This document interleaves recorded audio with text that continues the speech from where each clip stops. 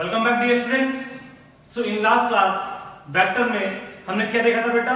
हमने देखा था ऑक्टेन क्या होता है, किस प्रकार से तीन डिफरेंट प्लेन्स एक दूसरे को परपेंडिकुलरली कट करते हैं और यहाँ पर कितने रीजन्स बनते हैं? टोटल 8 डिफरेंट रीजन्स बनते हैं। टोटल 8 डिफरेंट रीजन्स बनते हैं, उसको हमने समझा था। दूसरी बात, फिर मैं वेक्टर पे आया था, वेक्टर की डेफिनेशन बताई थी, वेक्टर क्या होता है। उसके बाद हमने देखा था यूनिट वेक्टर क्या होता है। यूनिट वेक्टर देखने के बाद हमने उस पर कुछ एनालिसिस किया था, समझा था। आज हम आगे कंटिन्यू करते हैं। देखिए बेसिक यूनिट वेक्टर्स।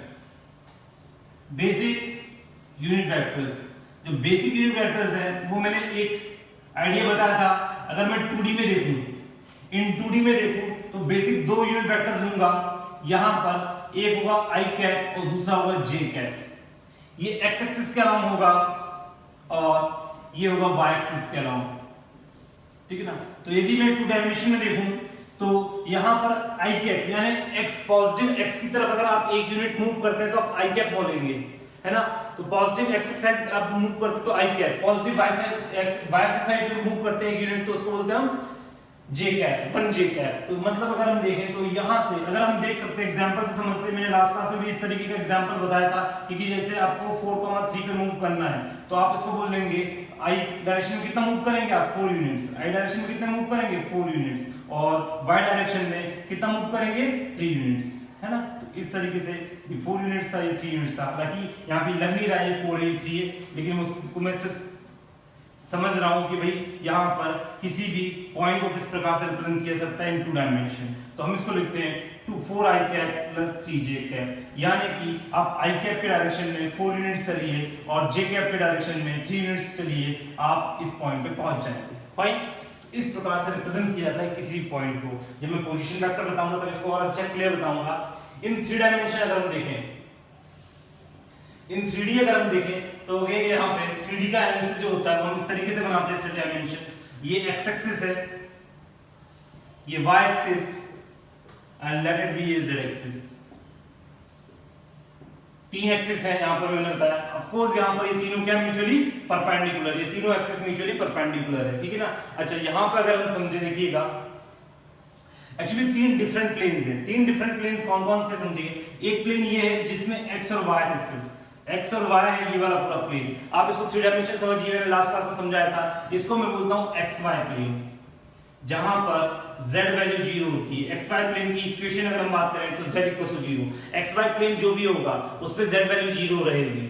सिमिलरली अगर मैं देखूं कि ये वाला जो प्लेन होगा, इस वाले प्लेन को हम बोलेंगे zx प्लेन या xz प्लेन। इसको क्या बोलेंगे? xz plane. यहां पर y वैल्यू 0 रही होगी, ठीक है ना।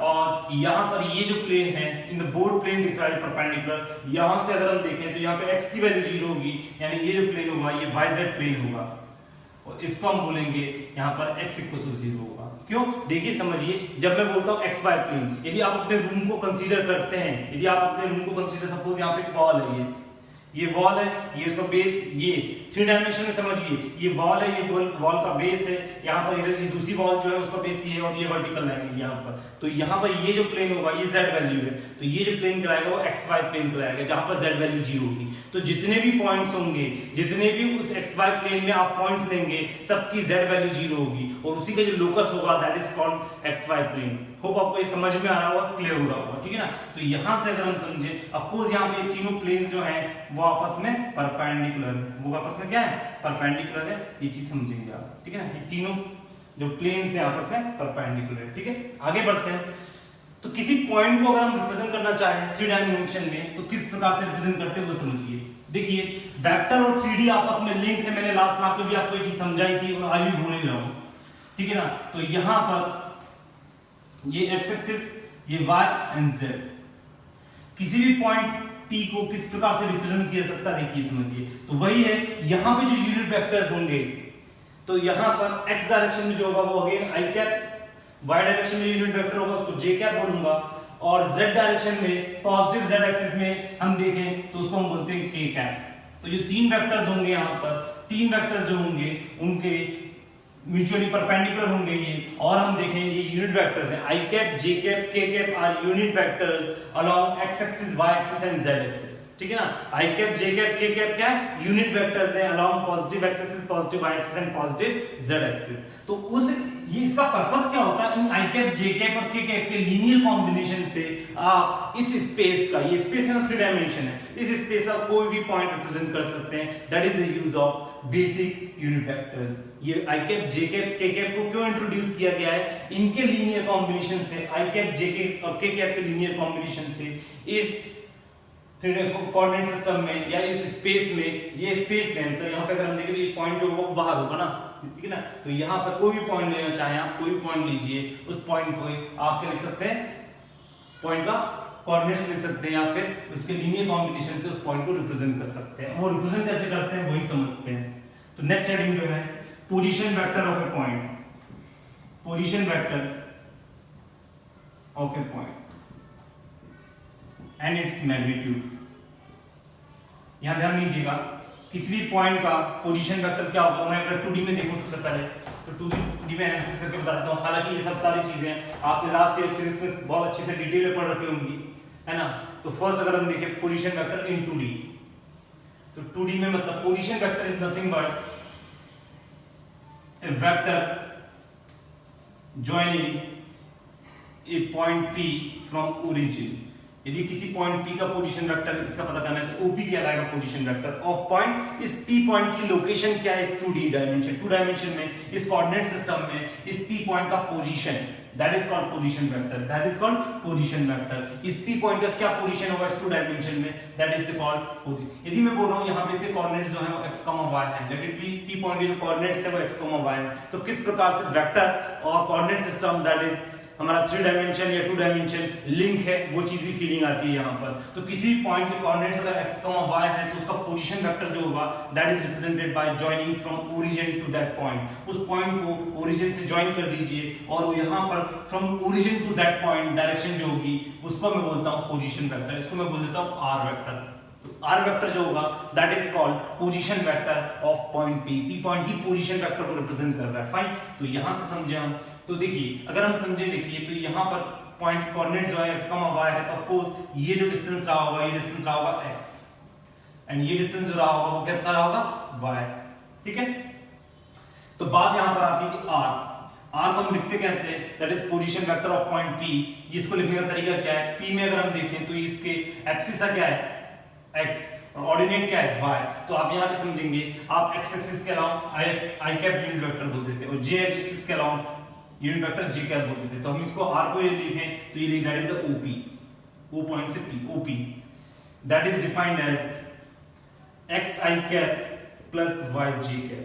आपको अगर यहां से ओरिजिन से P पॉइंट पे मूव करना है, ओरिजिन से P पॉइंट पे जाना है, तो आप कैसे जा सकते हैं, i कैप के अलाउंग x डिस्टेंस चल लीजिए और y कैप के अलाउंग y डिस्टेंस चल लीजिए, तो आप P पॉइंट पे पहुंच जाएंगे। दैट इज द कांसेप्ट, यानी किसी भी पॉइंट का that is position vector of point P is r vector या OP नाम से ही बोल देते हैं। ओरिजिन से P पॉइंट को ज्वाइन किया तो OP vector is i cap plus xi cap plus yj cap. इसको इस तरीके से रिप्रेजेंट किया जाता है। इस पॉइंट, ये देखिए P पॉइंट का ये पोजीशन वेक्टर हमेशा क्या बताता है, लोकेशन बताता है किसी पॉइंट का। पोजीशन वेक्टर क्या बताता है, किसी पॉइंट का लोकेशन। लोकेशन कैसे बताता है, वो एक डायरेक्शन बताता है जो कि ओरिजिन से उस पॉइंट को ज्वाइन करने पर वो डायरेक्शन, तो डायरेक्शन तो मिल गया। अब मैग्नीट्यूड कैसे मिले, तो magnitude of position vector OP क्या लिखेंगे, देखिए समझिए। मैग्नीट्यूड अगर हम देखें तो मैग्नीट्यूड मतलब आप ओरिजिन से P पॉइंट पे मूव किए, आपने जो डिस्प्लेसमेंट, यही तो डिस्प्लेसमेंट वेक्टर कहलाता है। डिस्प्लेसमेंट जो है वो क्या है, वेक्टर। तो OP जो डिस्टेंस है वो कितना है, वो डिस्प्लेसमेंट कितना है वो चीज देखते हैं। तो OP डिस्प्लेसमेंट कैसे पता करेंगे, आपको पता है यहाँ पे ये राइट एंगल ट्रायंगल है, आप पाइथागोरस लगा सकते हैं। तो जो r होगा यानी OP square is equal to आप क्या बोलेंगे, x square plus y square, है कि नहीं। OP एक वेक्टर क्वांटिटी है, OP क्या है, वेक्टर क्वांटिटी है, क्योंकि मैं OP को वेक्टर से रिप्रेजेंट कर रहा हूं, ठीक है ना। तो यहां से अगर मैं देखता हूं तो OP का जो मैग्नीट्यूड होगा that is nothing but under root of x square plus y square.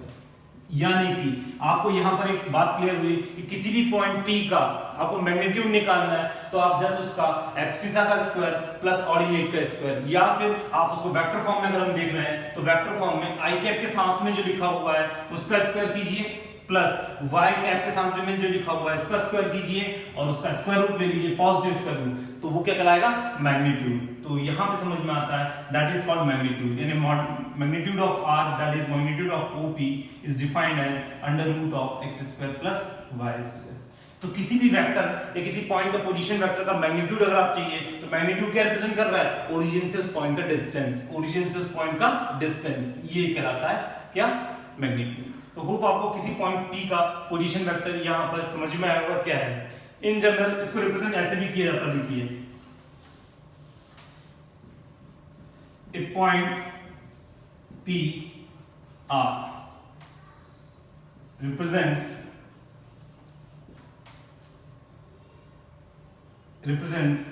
a point P with position vector R।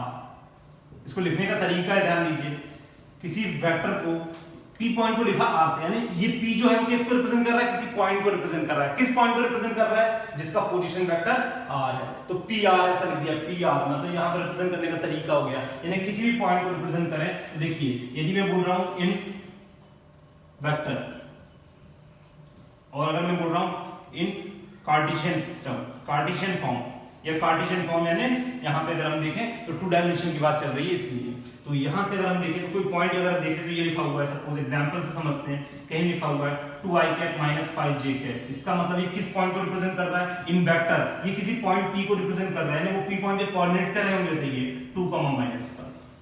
वो आपको पॉइंट क्लियर हो रहा होगा, ठीक है ना। अच्छा, एक एग्जांपल ये हो गया, किसी ने बोला यहां पर Q पॉइंट को रिप्रेजेंट कर रहा है जिसका पोजीशन वेक्टर जो है वो है -5j कैप या -9 कैप, -9j कैप। इसका मतलब ये किस पॉइंट को रिप्रेजेंट कर रहा होगा, ये रिप्रेजेंट कर रहा होगा 0, -9 that lies on y axis, negative y axis, right. इस तरीके से आप यदि वेक्टर फॉर्म में कोई पॉइंट पोजीशन वेक्टर दे रखा है किसी पॉइंट का, तो उसको कार्टेशियन फॉर्म में रिप्रेजेंट कर सकते हैं, या फिर कार्टेशियन फॉर्म में दिया गया है तो आप उसको वेक्टर फॉर्म में भी लिख सकते हैं। ये तो हरकत हुई थी 2 डायमेंशन। इन 3 डायमेंशन हम अगर पता है तो यहां पर एक और बेसिक वेक्टर बढ़ जाता है, एक unit vector, basic unit vector बढ़ जाता है, that is k cap. In 3 dimension अगर हम किसी का पोजीशन वेक्टर और मैग्नीट्यूड देखना चाहें तो क्या होगा, देखिए समझिए, कुछ भी कहानी बहुत सिंपल है। देखिए मैं 3 डायमेंशन फिगर बना रहा हूं, किसी पॉइंट P का पोजीशन वेक्टर डिफाइन करना है इन 3 डायमेंशन। ध्यान दीजिएगा, ये सपोज यहां पर थोड़ा सा तिरछा हो गया, ठीक है, ये पॉइंट P है मेरा, जिससे कोऑर्डिनेट्स x, y, z है। यदि कोऑर्डिनेट्स देख रहा हूं तो मैं इसको ऐसा बताऊंगा, देखिए समझिएगा, ये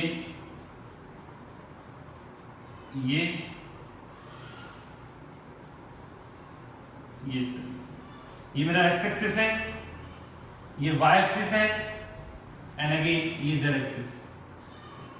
ध्यान दीजिएगा, समझिएगा, यहां पर ये 3 डायमेंशनल एनालिसिस आपको समझ में आ रहा होगा कि किस प्रकार से P पॉइंट स्पेस में है, किसी प्लेन में लाइन नहीं कर रहा है, यहां पर ये स्पेस में ये P पॉइंट, तो यहां पे इसके कोऑर्डिनेट्स जो है x, y, z है, तो आपको यहां पर ये बताना है कि पोजीशन वेक्टर, तो पोजीशन वेक्टर मैंने 2 डायमेंशन में जैसे बताया था कि ओरिजिन से उस P पॉइंट को ज्वाइन करने पर एक डायरेक्टर रे बनती है, O से P को पॉइंट को ज्वाइन करने पे जो डायरेक्टर रे बनती है वही कहलाती है position vector of point P। Position vector जो होता है वो किसी पॉइंट का होता है, ये ध्यान रखेंगे, ठीक है ना, क्योंकि आप जब आने वाले समय में वेक्टर्स पढ़ेंगे तो आप 2 टाइप के वेक्टर बेसिकली पढ़ेंगे।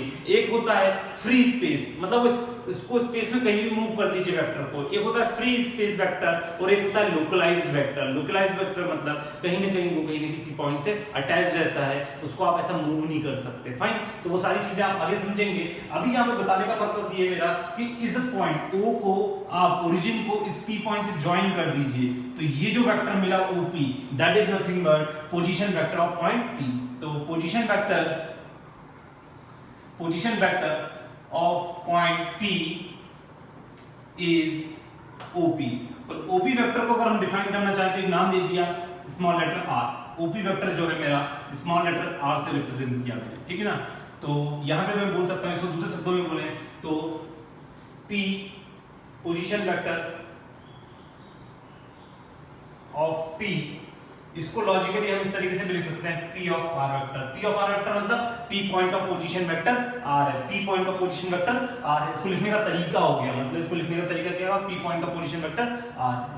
या फिर कुछ लोग इस तरीके से लिख सकते हैं पी पॉइंट का पोजीशन वेक्टर ओपी वेक्टर है। तो अब वो बात बराबर है, लिखने का तरीके अलग अलग है, ठीक है ना। हाँ, तो यहाँ पर ओपी वेक्टर यदि मैं बोलूं तो किस तरीके से आप ओरिजिन से पी पॉइंट पे आना चाहते हैं, ओरिजिन से पी पॉइंट पे कैसे आ सकते हैं हम बोलेंगे हम एक्स यूनिट चले किसके अलाउंड आई कैप, मतलब ये आई कैप है ना यूनिट वेक्टर, इसके अलावा जो यूनिट वेक्टर होगा वो आई कैप होगा, इसके अलावा जो यूनिट वेक्टर होगा वो जे कैप होगा, और इसके अलावा जो यूनिट वेक्टर होगा वो के कैप होगा। तो आई कैप के अलावा आप एक्स यूनिट चले आप आई कैप के अलावा, फिर यहां पर पहुंच गए आप आई कैप चले एक्स एक्सिस के अलावा, फिर वाई एक्सिस के अलावा आप जे यूनिट चले तो जे यूनिट आप सॉरी वाई एक्सिस के अलावा आप वाई यूनिट चले जे कैप के अलावा, तो जे कैप के अलावा आप यदि y यूनिट चले तो वो डिस्टेंस होगा y टाइम्स j कैप, और फिर आप z एक्सिस के अराउंड z डिस्टेंस चले दैट इज k कैप के अराउंड, तो वो बन जाएगा कितना z k cap, and that is nothing but आप p पॉइंट पे पहुंच गए तो o से p पॉइंट अगर हम देखें तो o से p पॉइंट जो होगा that is shortest distance, displacement ही तो होता है वेक्टर, तो यहां पे अगर हम देखें तो op जो डिस्टेंस होगा वो ये कहलाएगा इस तरीके से एक पोजीशन वेक्टर op रिप्रेजेंट करेगा r, ठीक है ना। r जो है वो एक पोजीशन वेक्टर है, r क्या है पोजीशन वेक्टर है, x i cap plus y j cap plus z k cap, इस तरीके से भी किसी भी पॉइंट को लिखना पड़ेगा। यानी कि समझिए एग्जांपल से समझिए, तो वेक्टर और ये 3D means Cartesian form, 3D means what Cartesian form है ना। तो किसी पॉइंट वेक्टर पे किसी पॉइंट p के पोजीशन वेक्टर जो है -3i cap plus 4j cap plus 5k cap है, इसका मतलब उस पॉइंट पे पोजीशन वेक्टर अगर ये है तो उस पॉइंट के कोऑर्डिनेट्स क्या रहेंगे, उस पॉइंट के कोऑर्डिनेट्स क्या होगा -3, 4, 5, इस तरीके से लिख सकते हैं, ठीक है ना। किसी क्यू पॉइंट के यदि मैं बोल रहा हूं यहां पे ये है कि -i cap plus k cap, इसका मतलब वो पॉइंट जो रहेगा xz प्लेन में रहेगा और उस पॉइंट के जो कोऑर्डिनेट्स होंगे वो होगा -1, 0, 1, ठीक है ना। y वैल्यू वहां 0 रहेगी, y वैल्यू 0 होने का मतलब यहां पे ये y वैल्यू 0 है यानी इस वाले प्लेन में है तो एग्जैक्ट प्लेन में ही रहेगा पॉइंट, ठीक है ना। इस प्रकार से किसी पॉइंट को भी आप रिप्रेजेंट कर सकते हैं इन वेक्टर फॉर्म, खूब आपको समझ में आ रहा होगा। अगर यहां पर मैग्नीट्यूड की बात करें तो मैग्नीट्यूड कैसे निकालेंगे, बात वही देखिए, मैग्नीट्यूड मतलब यहां पर ओरिजिन से इसका डिस्टेंस p पॉइंट का डिस्टेंस।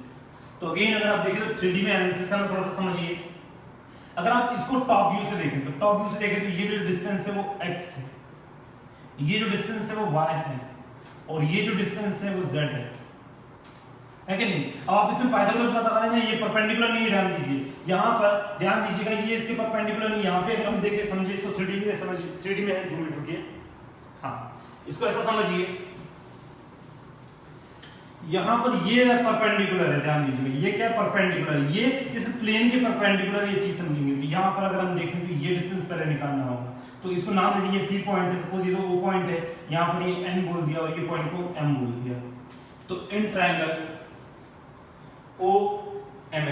OMN को अगर टॉप व्यू से देखें तो OMN मुझे कुछ इस तरीके से राइट एंगल ट्रायंगल दिखेगा, ये डिस्टेंस x होगा, ये डिस्टेंस y होगा, और ये O पॉइंट होगा, ये पॉइंट n होगा और ये पॉइंट m होगा। होप आपको समझ में आ रहा होगा किस तरीके से टॉप व्यू से जो OMN है वो इस तरीके से दिखेगा, ठीक है ना। तो यहां से अगर हम देखें तो ON डिस्टेंस जो होगा वो कितना आएगा, या ON का स्क्वायर जो होगा वो कितना जाएगा x² + y², डिस्टेंस की बात चल रही है।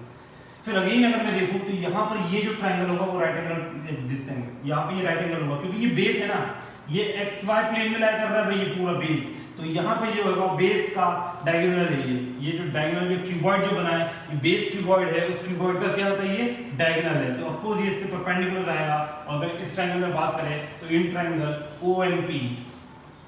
ONP ट्रायंगल में अगर आप बात करें तो आप बोल सकते हैं r वेक्टर जो होगा, ये r वेक्टर का स्क्वायर जो होगा that will be equals to कितना आएगा यहाँ पर इसका square that is pn² + on² x² + y² आ चुका था, और pn² जो बनेगा वो z² बनेगा, ठीक है ना। वो आपको समझ में आया होगा। यानी मैग्नीट्यूड ऑफ r वेक्टर जो होगा, मैग्नीट्यूड की बात करें that is √of x² + y² + z²। तो आपको यहाँ पर ये समझ में आ गया कि किसी भी पॉइंट P का अगर पोजीशन वेक्टर देखना है तो वो क्या होगा xi cap + yj cap + zk cap, fine. और उसका मैग्नीट्यूड की बात करते हैं, मैग्नीट्यूड ये होगा दैट इज एब्सिसा का जो x की i कैप के जो आगे लिखा हुआ है उसका स्क्वायर। यदि आप देखें तो इस r वेक्टर को कैसे लिखा था हमने xi cap + yj cap plus Z के कैप, और अगर आप समझे यहाँ पर तो आई कैप का जो कोफिशिएंट है उसका स्क्वायर किया, जे कैप का जो कोफिशिएंट है उसका स्क्वायर किया, और के कैप का जो कोफिशिएंट है उसका स्क्वायर किया, ऐड करके रूट निकाल दिया, that is the OP distance. Hope आपको ये पॉइंट क्लियर हो रहा होगा, समझ में आ रहा होगा। आगे बढ़ते हैं नेक्स्ट पार्ट की ओर।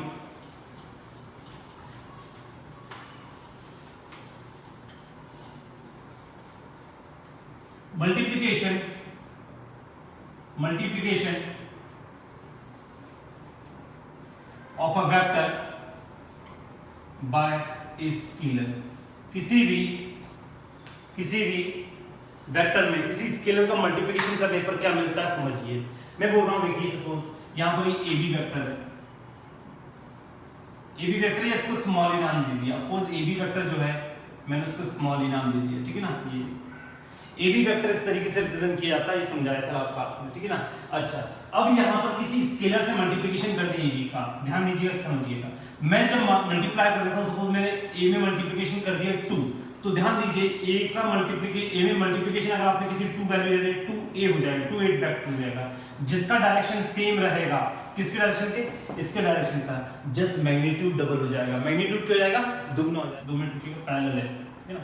ये 2a है, ठीक है, 2a मींस जस्ट इसकी डबल लेंथ हो जाती है, ठीक है ना। यदि हाफ ए बनाना हो, हाफ ए कितना आएगा, हाफ ए वेक्टर मतलब इस लेंथ का जस्ट हाफ हो चुका होगा, ठीक है ना।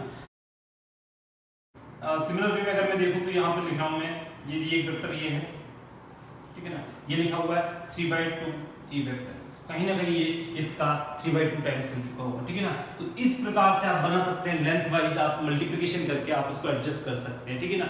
अच्छा, मुझे डायरेक्शन अपोजिट करनी है, ए के अपोजिट डायरेक्शन में कोई वेक्टर बनाना है तो डायरेक्शन जस्ट अपोजिट करना है, तो आप लोग बता सकते हैं इस चीज को कि ए में एक नेगेटिव वैल्यू का मल्टीप्लिकेशन कर दें। यदि आप ये बोल रहे हैं ए यहाँ पर है और माइनस ए अगर हम देखना चाहें तो माइनस ए वेक्टर ये होगा, माइनस वेक्टर क्या होगा, ये होगा। यदि ए वेक्टर ये है, अफकोर्स यहाँ पर ये इसकी जो लेंथ होगी, इसकी लेंथ जो होगी वो इक्वल होगी, यहाँ पे इसकी लेंथ और इसकी लेंथ इक्वल होगी। इससे क्या समझ में आता है कि magnitude of A vector is equal to magnitude of minus A vector. ये ध्यान देंगे, ए वेक्टर का मैग्नीट्यूड और माइनस ए वेक्टर का मैग्नीट्यूड दोनों बराबर होंगे, ध्यान रखिए, मैग्नीट्यूड वाइज दोनों बराबर होंगे, जस्ट डायरेक्शन अपोजिट होगी। और यदि इसकी दुगनी लेंथ का ये होगा, इसका हाफ लेंथ का ये होगा, लग नहीं रहा है हाफ लेंथ, लेकिन मान के चल रहा हूं, सपोज इसको और छोटा बना देते हैं, इसकी 3/2 लेंथ ये होगी, सपोज 3/2 लेंथ ये है, इसकी जो लेंथ है 3/2 टाइम्स वो ये है, ठीक है ना, इस तरीके से। लेकिन अगर आपको जस्ट डायरेक्शन भी अपोजिट करनी है तो नेगेटिव वैल्यू के साथ मल्टीप्लिकेशन कीजिए, सो दैट उसकी डायरेक्शन जस्ट हो। तो कितने लोग बोलते हैं कि -2a कितना होगा, -2a ये होगा,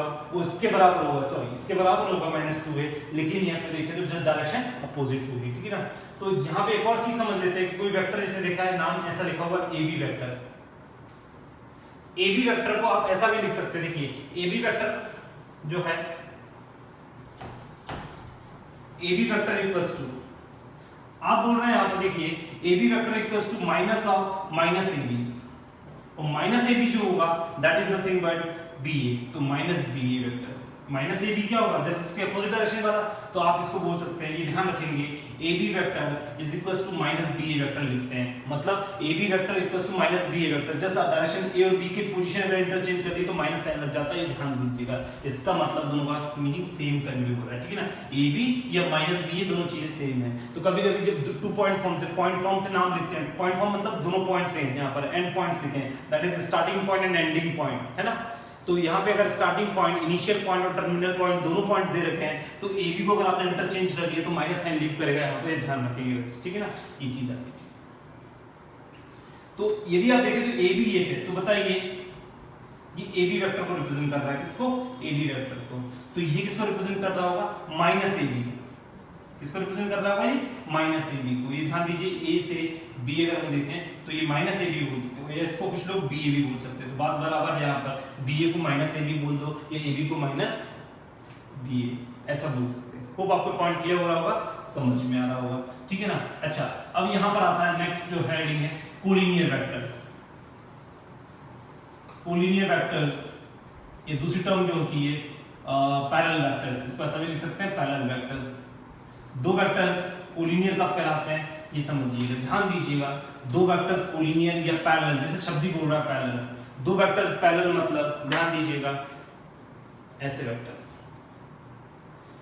ये वेक्टर और ये वेक्टर एक दूसरे के अलावा हो, मतलब इनकी जो डायरेक्शन हो वो सेम भी हो सकती है, एंटी भी हो सकती है। ध्यान दीजिए, सेम डायरेक्शन भी हो सकती है, एंटी भी हो सकती है, लेकिन anti means just opposite direction हो सकती है, लेकिन ये कहीं ना कहीं इन दोनों के बीच का एंगल कोई थीटा नहीं बनेगा, या तो एंगल 0 होगा या एंगल 180 डिग्री होगा, ये ध्यान रखेंगे। दो वेक्टर्स में कोलिनियर या पैरेलल कब बोलूंगा, ध्यान दीजिए, इसकी डेफिनेशन लिखेंगे हम।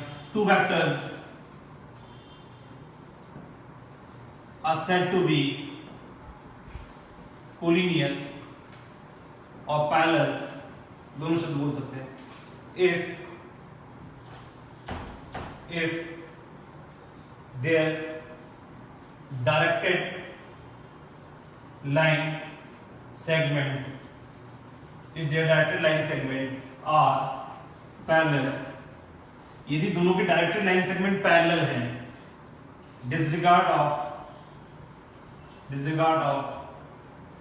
their direction, उनकी डायरेक्शन को नहीं देखना है, बस ये देखना है जो उनके लाइन सेगमेंट बनाए हैं, डायरेक्टेड लाइन सेगमेंट बने हैं जो, वो पैरेलल होने चाहिए। मतलब डायरेक्टेड लाइन सेगमेंट जो पैरेलल होना चाहिए, उनकी डायरेक्शन नहीं देख सकती, वो डायरेक्शन दोनों सेम भी हो सकती है, दोनों डायरेक्शन अपोजिट भी हो सकती हैं। तो मैं बोल रहा हूँ डिसरिगार्ड ऑफ देयर डायरेक्शन, उनकी डायरेक्शन ना देखिए, सिर्फ ये देखिए कि दोनों लाइन सेगमेंट जो बने वो पैरेलल है कि नहीं है। तो ध्यान दीजिएगा, यहाँ पर मैं बोल रहा हूँ ये जो वेक्टर है E, ये वेक्टर है B, ये दोनों क्या पैरेलल है? हाँ, ये दोनों लाइंस पैरेलल हैं, तो मैं बोलूंगा A and B are collinear. यहाँ पर A और B दोनों क्या है?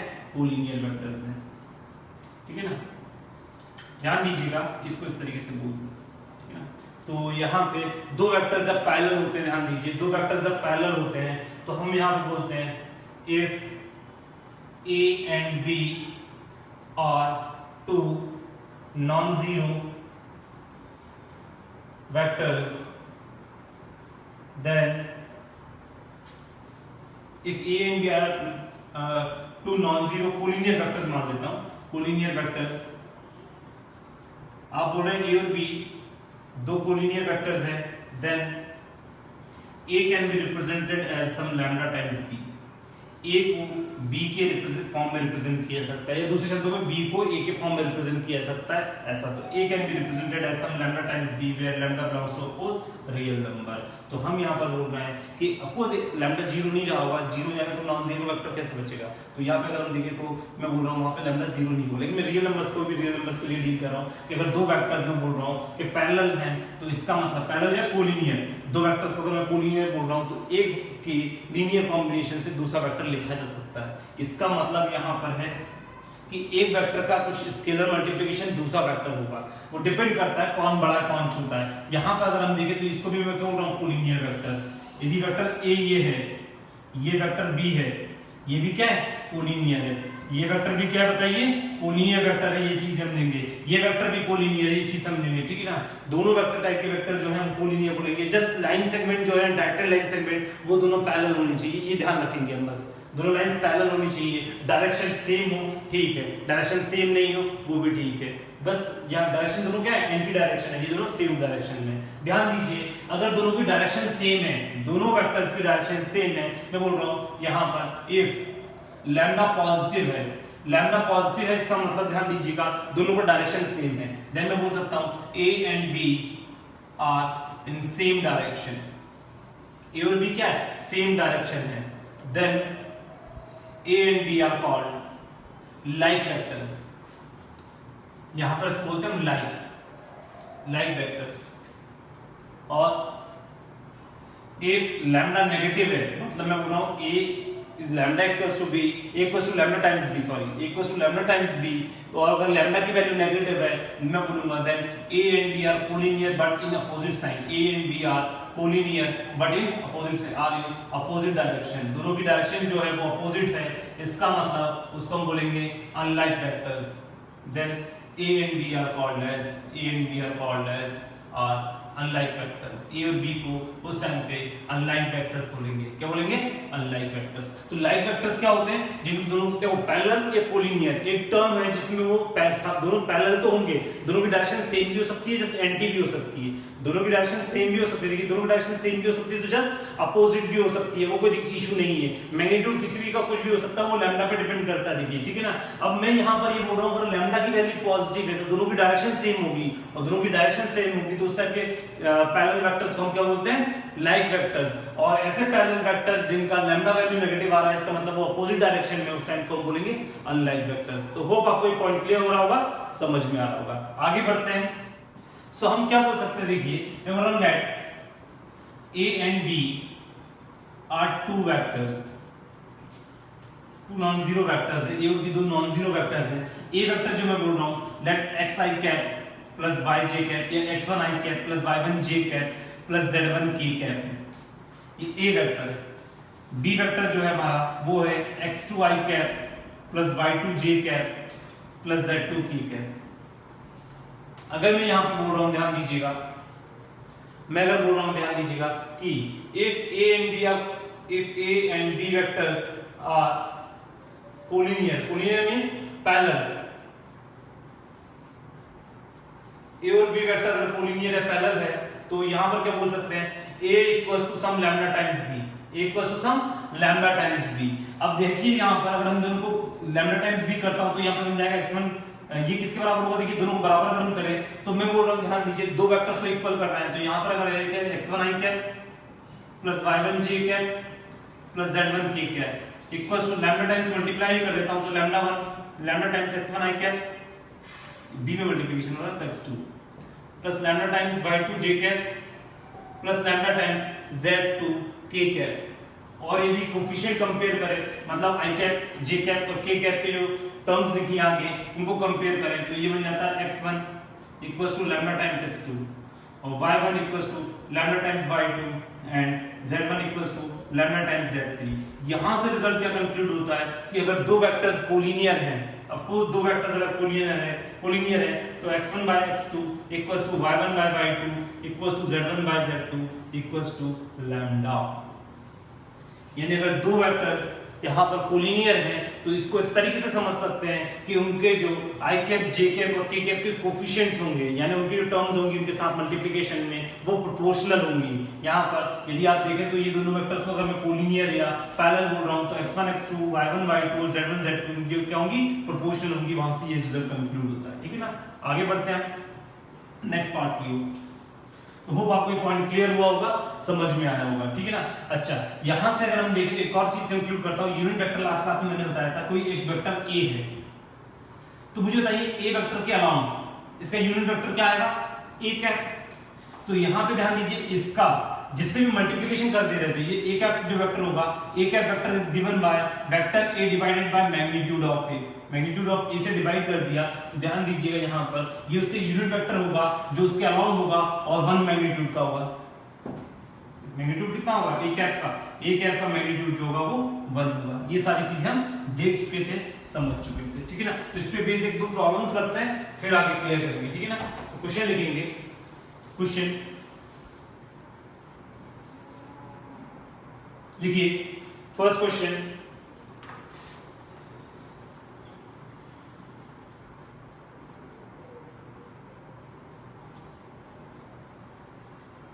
find the vector with magnitude 5 in the direction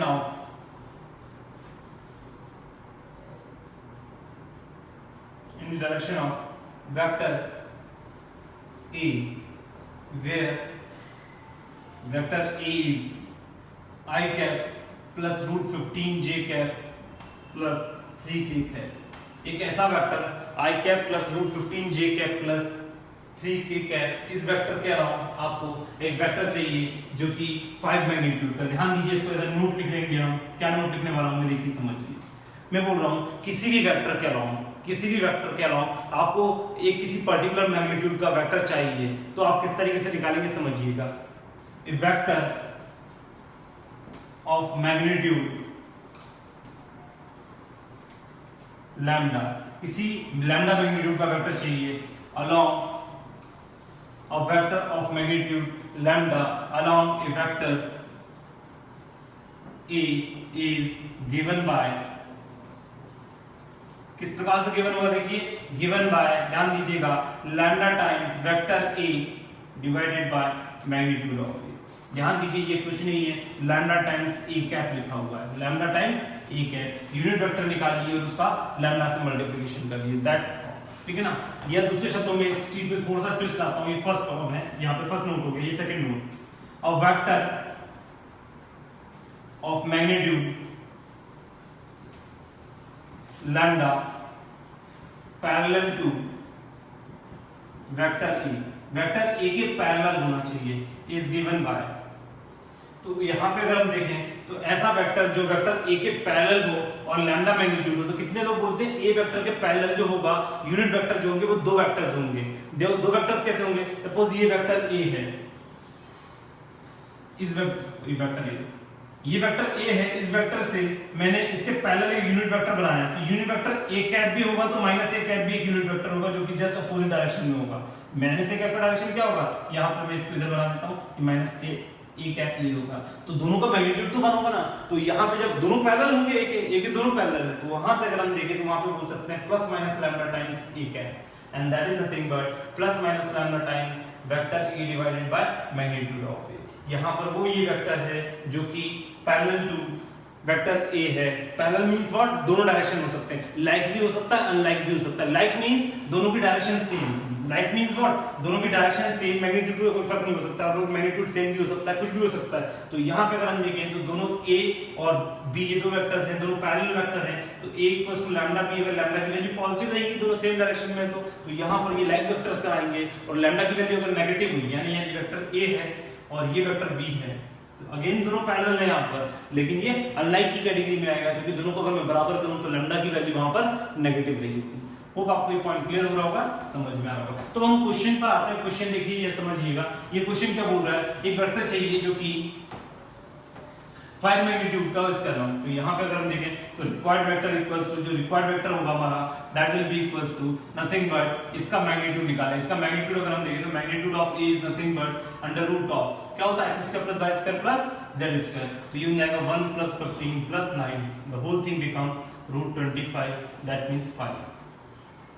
ये आपको समझ में आया होगा किस प्रकार से निकाला, इसका स्क्वायर प्लस इसका स्क्वायर प्लस इसका स्क्वायर, तो यहाँ पर ये क्वांटिटी बन गई 5। तो मैग्नीट्यूड ऑफ a मिल गया तो a कैप मिल जाएगा। a कैप कितना आएगा, a cap will be this vector that is i cap plus 15 root 15 j cap plus 3k cap divided by 5। अब आप यहाँ पर 5 मैग्नीट्यूड का चाहिए, 5 times i cap plus root 15 j cap plus 3k cap divided by 5. 5 से 5 cancel, that will be I cap plus root 15 j cap plus 3k cap, एक vector है जिसका मैग्नीट्यूड कितना है 5। तो यहाँ पर अगर हम देखें तो यही वेक्टर वो वेक्टर है जिसका मैग्नीट्यूड क्या है, सेम आ रहा है एज ऑफ गिवन वेक्टर, ठीक है ना। दूसरी फीलिंग के लिए अगर हम देखें तो यहीं पे अगर यहाँ पे आंसर दे रखा था 15 मैग्नीट्यूड का चाहिए, तो 15 मैग्नीट्यूड का कौन सा वेक्टर आएगा, तो जस्ट हम बोल देंगे 15 टाइम्स, आप बोल देंगे इसके यूनिट वेक्टर क्या आएगा, I cap plus root 15 j cap plus 3k cap divided by 5। ये आंसर आ गया। आप बोल रहे हैं कि आंसर चाहिए 17 मैग्नीट्यूड का चाहिए, तो 17 times i cap plus root 15 j cap plus 3k cap divided by 5। इसको इस तरीके से जस्टिफाई कर सकते हैं। होप आपको ये क्वेश्चन क्लियर हो रहा होगा, समझ में आ रहा होगा। सो हम आगे बढ़ते हैं। देखिए इस तरह की प्रॉब्लम्स आपने की, किसी मैग्नीट्यूड का अगर आपको वेक्टर चाहिए, एक क्वेश्चन और देखते हैं, अगर हम देखिए समझिएगा, मैं बोल रहा हूं अ वेक्टर parallel to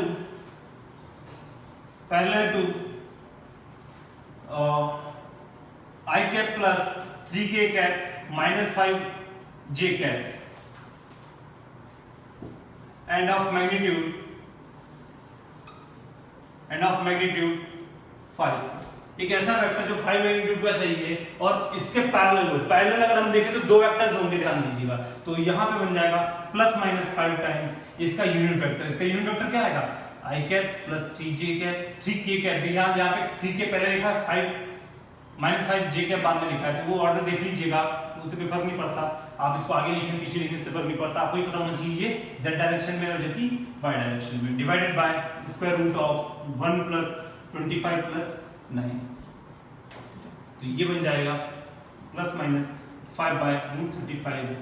ये क्वांटिटी कितनी बन जाएगी, रूट 35 और into i cap plus sorry ठीक है 3k cap minus 5j cap plus 3k cap. तो ये ध्यान दीजिएगा, ये वो वेक्टर होगा जो कि किस मैग्नीट्यूड का होगा, 5 मैग्नीट्यूड का होगा। और किसके अलावा होगा बताइए, इसके अलावा होगा। अलाउंग मतलब पैरेलल है ना, ठीक। अलाउंग मतलब एक ही डायरेक्शन होता है और पैरेलल मींस व्हाट, उसके जस्ट एंटी डायरेक्शन भी हो सकता है, वो चीज भी समझिए, ठीक है ना। आगे बढ़ते हैं, एक क्वेश्चन लिखते हैं इस पे बेस, तो ज्यादा क्लियरिटी होगी। लिखिए क्वेश्चन लिखेंगे, ठीक है, ये लिखते हैं, find the value of x and y। आपको x एंड y पता करना है, for which find the value of x and y for which a vector that equals to x plus 2 i cap minus x minus y j cap plus k cap and b vector equals to x minus 1 i cap plus 2k cap are parallel. तो x और y की value चाहिए हमें जिसके लिए दोनों vectors parallel हो जाएं, ठीक है ना। Find also whether these vectors are like or unlike। वो लाइक है या अनलाइक है, ये भी आपको जस्टिफाई करना है, बताना है, ठीक है ना। तो बढ़ते हैं हम यहाँ पे, तो देखिए a और b वेक्टर आपको दे रखे हैं, आपको बताना है यहाँ पर कि ये दोनों पैरेलल हैं, तो क्या कंडीशन रही होगी। तो पैरेलल है मतलब इन दोनों के कोएफिशिएंट्स जो हैं, मतलब i कैप का जो कोएफिशिएंट है, j कैप का जो है, k कैप है, वो प्रोपोर्शनल रहा होगा। अब बात यहाँ पर ध्यान दीजिएगा, यहाँ पर i कैप क्या गया, x प्लस 2 डिवाइडेड बाय, यहाँ पर i कैप क्या है, x माइनस 1 इक्वल्स टू, यहाँ पे j कैप क्या है, x minus y with minus sign, x minus y with minus sign, या फिर y माइनस x लिख सकते थे, डिवाइडेड बाय, यहाँ पे j कैप है ही नहीं, j कैप का जो है 0 है। ध्यान दीजिए, इस तरीके से 0 लिखना डिनोमिनेटर में एक सही बात नहीं है, लेकिन लॉजिकली नहीं लिख रहा हूं, बस यहाँ पे प्रॉब्लम सॉल्व करने के लिए लिख रहा हूं मैं, इसको समझ रहा हूं कि कोएफिशिएंट किस प्रकार से प्रोपोर्शनल होंगे। तो ऑफ कोर्स मुझे समझ में आ रहा है अगर यहाँ पे j कैप है ही नहीं, तो यहाँ पर का j कैप की वैल्यू क्या रही होगी, 0 हो रही होगी, वो चीज अंडरस्टूड है, ठीक है ना। अगला जो है यहाँ पे k कैप 1 है और यहाँ पर k कैप जो है वो कोएफिशिएंट 2 है। तो यहाँ से अगर हम देखें तो समझेंगे, यहाँ पर ये समझ में आ रहा है कि x plus 2 upon x minus 1 का वैल्यू 1/2 होगा। तो यहाँ से अगर हम देखें तो यहाँ पर बोल देंगे x plus 2 upon x minus 1 equals to 1/2, और यहाँ से x का वैल्यू निकाल लेंगे तो बन जाएगा 2x plus 4 equals to x minus 1, and the whole thing becomes x equals to, यहाँ पे इसको देखें तो कितना जाएगा बताइए, -5, x का वैल्यू -5 आ गया। जैसे आप x की वैल्यू -5 रखते हैं, y की वैल्यू क्या रखनी पड़ेगी आपको, 5, y की वैल्यू क्या रखनी पड़ेगी 5, x की वैल्यू -5 रखा तो y की वैल्यू 5 रखनी पड़ेगी। तो सो दैट जो रेशियो जो वैल्यू आएगी यहाँ पे, ये टर्म होगी नहीं एक्चुअली, यहाँ पे ये टर्म रहेगी नहीं। आप इसको ऐसा नहीं समझ पा रहे हैं तो आप इसको ऐसा समझ लीजिए कि x -1 0 इस तरीके से क्रॉस मल्टीप्लाई कर देते हैं। ये लॉजिकली सही नहीं है कि डिनोमिनेटर में आप 0 लिखना है, लेकिन कोएफिशिएंट प्रोपोर्शनल कर रहा हूं, जस्ट कोएफिशिएंट प्रोपोर्शनल देख रहा हूं, तो यहाँ पे ये 0 है, क्रॉस मल्टीप्लाई किया तो ये होल थिंग बिकम्स 0, यानी x - y 0 मतलब x बराबर y, और x बराबर y मतलब y की x की वैल्यू अगर -5 रही तो y की वैल्यू कितनी रही होगी, 5। Therefore x equals to 5 -5 and y equals to 5। अब यहाँ पर ये देखें तो ये लाइक ही क्या लाइक है, तो अगर हम देखें समझे तो आप समझ में आएगा। देखिए यहाँ पर k कैप का जो कोएफिशिएंट है वो 1 है और यहाँ k का कोएफिशिएंट 2 है, तो ऑफ कोर्स यहाँ पर इसका मल्टीप्लिकेशन किसी नेगेटिव क्वांटिटी से तो नहीं हो रहा होगा, सो दैट आपको ये मिल जाए। नेगेटिव क्वांटिटी से मल्टीप्लिकेशन नहीं हो रहा होगा, किसी पॉजिटिव क्वांटिटी से। या मैं बोलूं यहाँ पर x और y की वैल्यू रख देता हूं, x और y की वैल्यू रखूं तो ये जो वेक्टर में लिया ये कितना जाएगा, x वैल्यू -5 है तो ये बन जाएगा -3i cap plus k cap. पहला वेक्टर ये बन गया, और दूसरा वेक्टर अगर हम देखें तो यहाँ पर भी वैल्यू रख देता हूं, -5 के बन जाएगा -6i cap plus 2k cap. और अगर आप देखें तो इसमें जस्ट 2 का मल्टीप्लिकेशन कर दें तो आपको क्या मिलेगा, ये वाला पैटर्न मिल जाएगा। तो वो लाइक है क्या, लाइक एक पॉजिटिव लैम्डा का मल्टीप्लिकेशन कर रहा है, ध्यान दीजिए। तो वो कैसे वेक्टर्स हैं, लाइक वेक्टर्स। या आप यहां से भी फीलिंग बता सकते हैं कि यहां पर भी k कैप का कोएफिशिएंट 1 है पॉजिटिव, यहां भी k का कोएफिशिएंट 2 है पॉजिटिव है, यानी कि कहीं ना कहीं माइनस से मल्टीप्लिकेशन तो नहीं रहा होगा, तो आप वहां से बोल सकते हो कि दोनों लाइक वेक्टर्स हैं। तो ये पैरेलल है और कैसे हैं, लाइक वेक्टर्स हैं, ठीक है ना। होप आपको पॉइंट क्लियर हो रहा होगा, समझ में आ रहा होगा, ठीक है ना। अगला नेक्स्ट क्वेश्चन लिखेंगे, ये क्वेश्चन ये लिखेंगे, if a and b are two non-collinear vectors, if a and b are two non-collinear vectors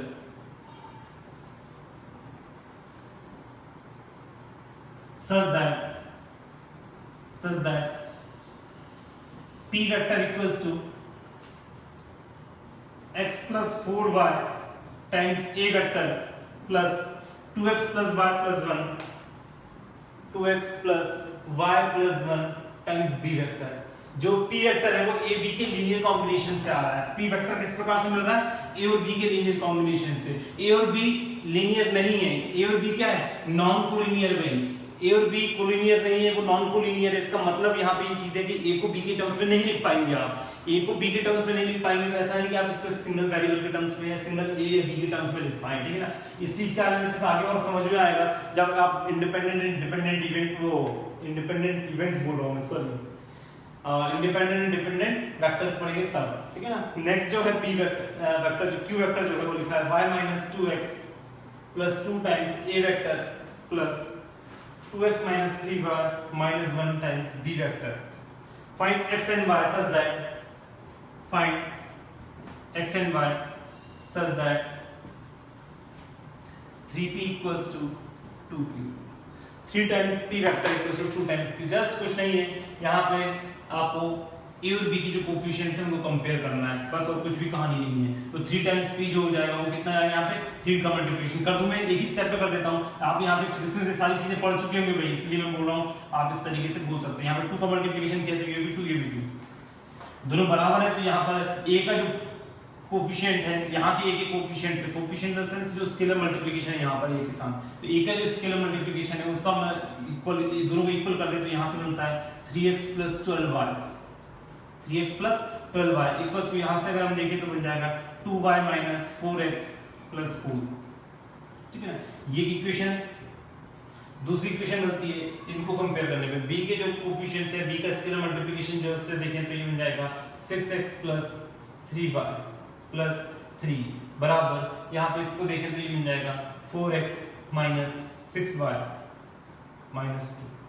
solve कर लीजिए, एक साइड ले आइए तो ये बन जाता है, इन दोनों सभी को एक साइड ले आए तो ये बन जाएगा 7x। इसको लाए तो इधर लाए तो कितना आ गया? 7x।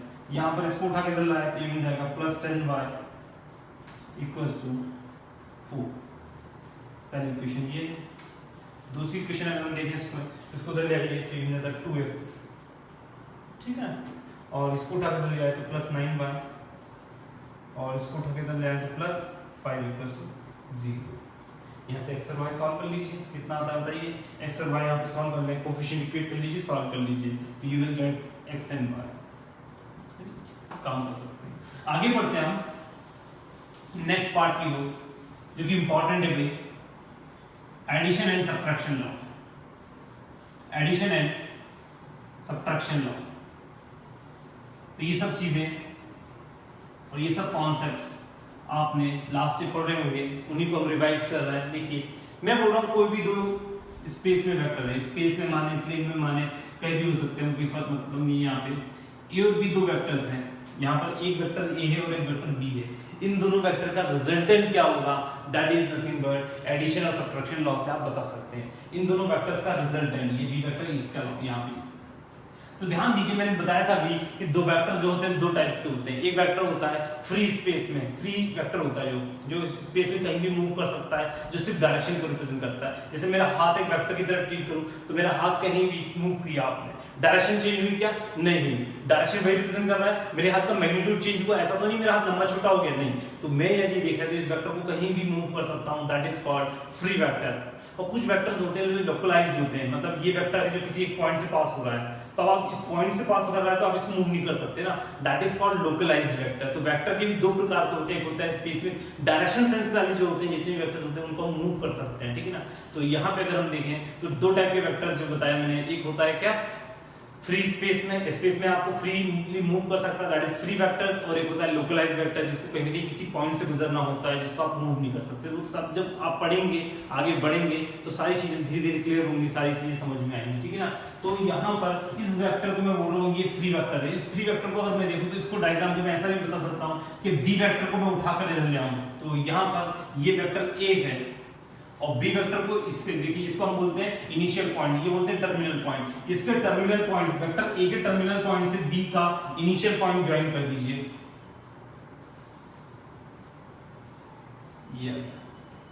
यानी आपने इसको बी वेक्टर को यहाँ पे ज्वाइन कर दिया, यानी ए वेक्टर का हेड और बी वेक्टर का टेल को आपने एक दूसरे पे रखा इस तरीके से।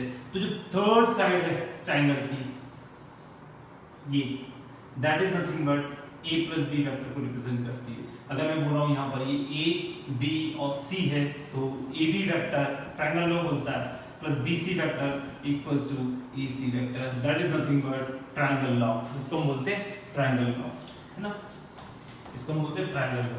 Vector A plus vector B equals to A plus B vector, ठीक है ना, ये हमारा ट्रायंगल लॉ। यहाँ पे अगर हम देखें तो ये ए वेक्टर प्लस बी वेक्टर जो होगा वो किसको रिप्रेजेंट करेगा, थर्ड साइड ऑफ ट्रायंगल। अब समझेंगे यहाँ पर एक ऑर्डर इंपॉर्टेंट होता है, ध्यान दीजिए। यहाँ पर इनिशियल वेक्टर जो है ए वेक्टर का इनिशियल पॉइंट और बी वेक्टर का टर्मिनल पॉइंट लेना होगा। यहाँ पे बी वेक्टर का टर्मिनल पॉइंट है ये और ए वेक्टर का इनिशियल पॉइंट है, तो जो रिजल्टेंट वेक्टर होगा ए प्लस बी ए होगा। आप इसको इस तरीके से भी समझ सकते हैं कि सपोज आप एक ये ए वेक्टर है, ये बी वेक्टर है, आपको इसका वैल्यू नहीं पता तो इसको सी मान दिया। यहाँ पर ये पॉइंट ए है, ये पॉइंट बी है, ये पॉइंट सी है। ध्यान दीजिए आप ए से मूव किए, ए से मूव किए बी पर, बी से मूव किए सी पर, आप सी से मूव किए ए पर। अब आपने सी वेक्टर किसको माना, ए सी को। ए सी को क्या मान दिया, सी वेक्टर। ध्यान दीजिएगा ए बी को क्या मान दिया, ए वेक्टर, और बी सी को क्या मान लिया, बी वेक्टर। अब आपको पता है यहाँ पे अगर मैं एक साइकिल कंप्लीट कर लूं, साइकिल कंप्लीट कर लेता हूं, तो मेरा यहाँ ए पॉइंट से मूव किया, मैं यहाँ पर मूव किया बी पर आया, बी से सी पर गया, सी से वापस ए पे चला गया, तो मेरा टोटल डिस्प्लेसमेंट क्या हुआ, 0। यानी मैं बोल रहा हूँ A B vector plus B C vector plus C A vector will be equals to null, that is 0। क्यों, यहाँ पे अगर हम देखें तो ए से बी मूव किए, बी से सी गए, सी से वापस ए पर आ गए, तो इन सबका सम 0 होगा। और दूसरे शब्दों में अगर हम बोलें तो ये बोल सकते हैं A B vector plus B C vector can be written as minus A C vector, sorry minus C A vector. और minus C is nothing but हमने भी देखा वो क्या होता है, ए सी। तो ये जो रिजल्ट बन जाएगा A B plus B C बराबर ए सी, यानी A B vector plus B C vector can be written as sum A C vector.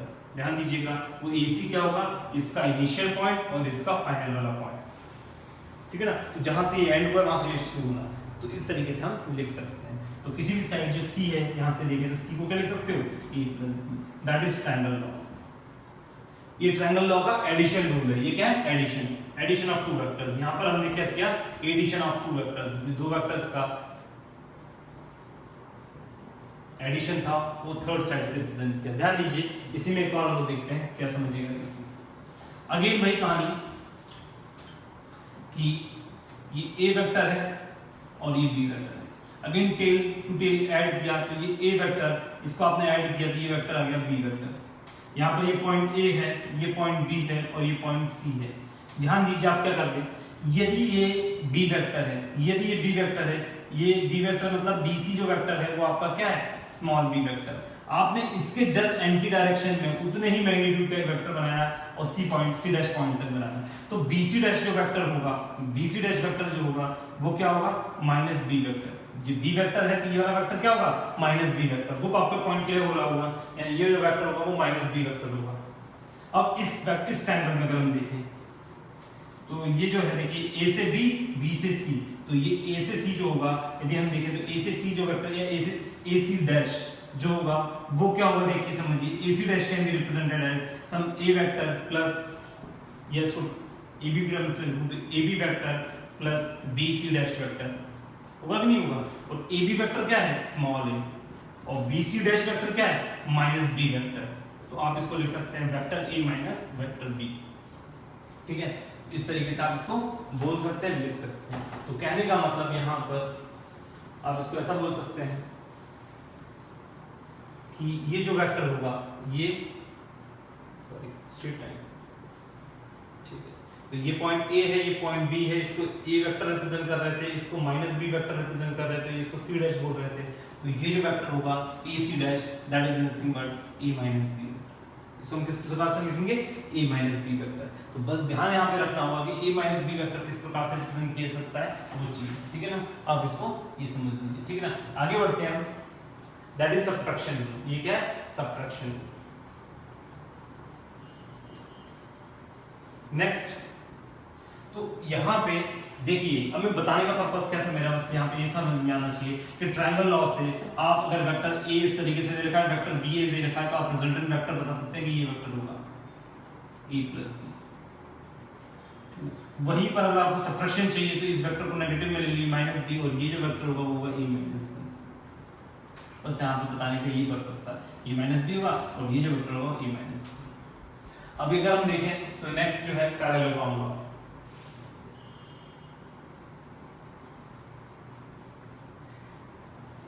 Parallelogram law क्या बोलते हैं देखिए, सो यहां पर देखिए एक वेक्टर ए ऐसा लिया और दूसरा वेक्टर बी लिया। यहाँ पर वेक्टर ए इस डायरेक्शन में ए बी, यहाँ पे देखिए ए वेक्टर जो है सेम इनिशियल पॉइंट से स्टार्ट हो रहा है और बी एक ही पॉइंट से, ए और बी वेक्टर जो है सेम इनिशियल पॉइंट से स्टार्ट हो रहा है, तो इसको हम बोलते हैं कोइनिशियल वेक्टर। कोइनिशियल वेक्टर्स, कोइनिशियल वेक्टर्स मतलब वो वेक्टर्स होते हैं जिनका इनिशियल पॉइंट सेम होता है। जितने भी पॉइंट्स हैं, यहाँ पे 4 वेक्टर्स निकले, तो ये जो 4 वेक्टर्स हैं ये सभी कोइनिशियल है। क्यों? इनका सबका इनिशियल पॉइंट सेम है, ठीक है ना। तो ऐसे वेक्टर्स जिनका इनिशियल पॉइंट सेम होता है उसको हम कोइनिशियल बोलते हैं, ठीक है ना। अच्छा यहाँ पर ये वेक्टर ए है, ये वेक्टर बी है। ध्यान दीजिए क्या करना है, देखिए समझिए, ये चीज समझिए। मैंने इसको आगे एक्सटेंड किया इस तरीके से, इसको भी आगे एक्सटेंड किया, ये पैरेललोग्राम बनाया ए साइड के पैरेलल, इस वाले पॉइंट से बी के टर्मिनल पॉइंट से आपने ए पैरेलल एक वेक्टर बनाया, तो यहाँ पे ये पैरेललोग्राम अगर बना तो ये भी ए वेक्टर होगा, ये भी बी वेक्टर होगा, तो कि नहीं होगा। ध्यान दीजिएगा, ये बोलता है कि यहाँ पर जो डायगोनल से ये रिप्रेजेंट किया जाता है that is nothing but vector A plus B, ये वेक्टर ए प्लस बी है। ध्यान दीजिए ये थोड़ा पैरेललोग्राम जैसा नहीं लग रहा है, ठीक है ना, तो थोड़ा फीलिंग समझ में आना चाहिए यहाँ, ठीक है। इसको ऐसा लिखा है, बना देते हैं, थोड़ा इजी दिखेगा। तो यहाँ पर अगर हम देखें तो यदि मैं बोल रहा हूँ ये पॉइंट मेरा A B C and D, तो यहाँ मैं बोल सकता हूँ कि A B vector plus B D vector equals to A D vector triangle law से। और यहाँ से आप ये भी बोल सकते हैं डायरेक्टली कि ये जो होगा A plus B equals to nothing but A D, यानी कि जो डायगोनल है एडी डायगोनल है वो क्या है, रिजल्टेंट वेक्टर है। किस वेक्टर ए वेक्टर बी का रिजल्टेंट वेक्टर है, नथिंग बट ये ट्रायंगल लॉ से ही आ रहा है। ध्यान दीजिए कहां से रहा है, ट्रायंगल लॉ से ही आ रहा है, समझिएगा। एंड आप उसको इस तरीके से भी देख सकते हैं कि आप मूव करके वापस रोटेट कर रहे हैं तो आप उस वेक्टर से भी यहाँ पे इसका रिजल्टेंट निकाल सकते हैं। नेक्स्ट आगे देखिए अगर हम, तो हम ये बोलते हैं, देखिए समझिएगा, जैसे ये वेक्टर जो है वो a प्लस बी है, अफकोर्स यहाँ पे मैं इसको बोलता हूँ माइनस बी, इसको ऐसा बोलेंगे, पैरेललोग्राम बना देते हैं तो ज्यादा इजी क्लियर होगा, समझ में आएगा। ये वेक्टर a है, ये आपका b वेक्टर है, अफकोर्स ये b था तो ये b हो गया, और ये a वेक्टर है। तो मैंने ये बताया ये a प्लस बी है, ये क्या होगा समझिएगा। इस वेक्टर को निकालने के लिए ध्यान दीजिएगा, आप पढ़ेंगे क्या समझेंगे, ये b वेक्टर तो अगेन इसके एंटी डायरेक्शन में उतने ही मैग्नीट्यूड का दूसरी डायरेक्शन में, ये वेक्टर क्या है माइनस b वेक्टर। अफकोर्स ये point a b c d था, ध्यान दीजिएगा, तो यहाँ पर ये जो पॉइंट है वो c डैश है, ये पॉइंट क्या है c डैश। इसका जो रिजल्टेंट होगा वो ये इस तरीके से रिप्रेजेंट किया जाएगा, आप समझे।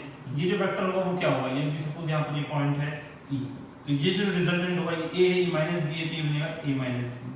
और अगर आप देखें तो ये जो होगा एक पैरेललोग्राम बन जाएगा, और यदि a माइनस बी वेक्टर होगा तो ये भी क्या होगा a माइनस बी। इसका मतलब यहाँ पर ये है कि किसी भी पैरेललोग्राम में जिसके को इनिशियल पॉइंट्स, कोई इनिशियल वेक्टर्स जो हैं वो a वेक्टर और b वेक्टर हैं, तो उसका जो रिजल्टेंट होता है डायगोनल जो होता है, एक डायगोनल मेन डायगोनल जिसके बीच में से ये दोनों वेक्टर्स निकल रहे हैं वो vector a plus b vector होगा, जबकि दूसरा डायगोनल क्या रिप्रेजेंट करेगा a माइनस b वेक्टर। बस ये ध्यान में रखेंगे, ठीक है ना।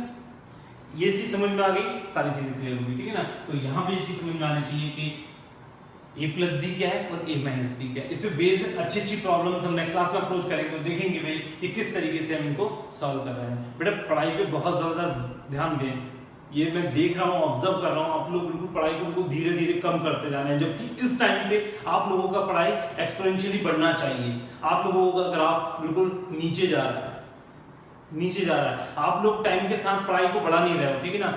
पढ़िए, कम से कम 12 आवर्स बनाइए, आप 12 आवर्स पढ़ना ही है, मिनिमम 12 आवर्स आपको पढ़ना है, ध्यान रखें। और ये सब चीजें लड्डू में ध्यान दीजिए, अब आपको लगेगा अगली क्लास में जब मैं इस पे जैसे बेस्ड प्रॉब्लम्स कराऊंगा तो आपको लगेगा कि ये कितनी इजी सी प्रॉब्लम्स हैं, ठीक है ना। वेक्टर को समझना होता है, मैं इसको बहुत ज्यादा डिटेल में इसलिए नहीं बता रहा हूँ आप लोगों को, ये सारी चीजें आपने पढ़ रखी है, ठीक है ना। बस एक ओवर आइडिया दूंगा, उसके बाद जब हम जहां पर पढ़ना चाहिए हमें, जहां पर हम देखेंगे scalar triple product, vector triple product, STP, VTP, ये सारी चीजों में हम बहुत अच्छे से डिटेल में एनालिसिस करेंगे, समझेंगे वहां पर ये सारी चीजें हैं क्या। तो मिलते हैं नेक्स्ट क्लास में इसी को कंटिन्यू करते हुए। अच्छा, किसी बच्चे का एक डाउट था, मुझे आज कल कॉल आया कि सर मुझे जो एक्सरसाइज 1 की जो बची हुई लिमिट्स की प्रॉब्लम है वो आप डिस्कस करेंगे नहीं करेंगे। ऑफ कोर्स एक क्लास लेकर मैं उसको पहले सॉल्व करके बता दूंगा आप लोगों को बाकी की प्रॉब्लम्स को आपको कैसे अप्रोच करना है। मिलते हैं नेक्स्ट क्लास में। थैंक यू वेरी मच बेटा।